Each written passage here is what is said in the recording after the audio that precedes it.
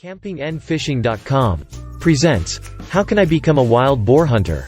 Ever since very distant times, people have hunted boars for both need and pleasure, but the custom has remarkably kept its meanings and quintessence all the way through. Although today hunting is done very differently compared to the times when it was firstly practices, in Persia, people hunting hogs are just as enthusiastic about it. If anyone decides to give this hunting variety a shot, then he should know that the risks of unpleasant incidents are higher than in the case of other hunting types, but also that the satisfaction could make the risks seem far too unimportant to make a difference.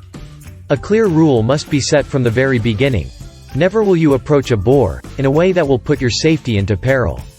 To emphasize this, you should know that hogs tend to become aggressive when threatened, especially when their cubs or piglets are around, although they are quite tranquil in general.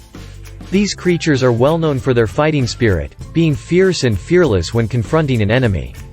Therefore, avoid becoming that enemy by setting an appropriate distance between you and the boar, or try to establish a cover spot far from a certain trail that boars frequent.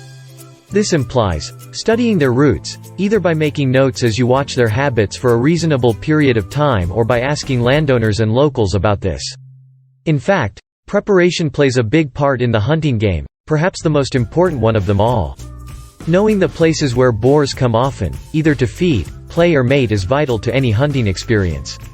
This can be easily overcome by having a more experienced boar hunter lead you to the best places in the area.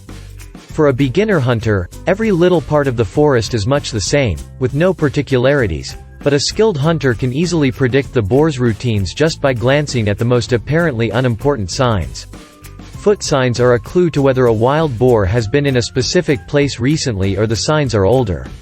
Also, remember that boars usually frequent places easy to get to, away from any bedding areas and, if possible, right next to trails and flounders.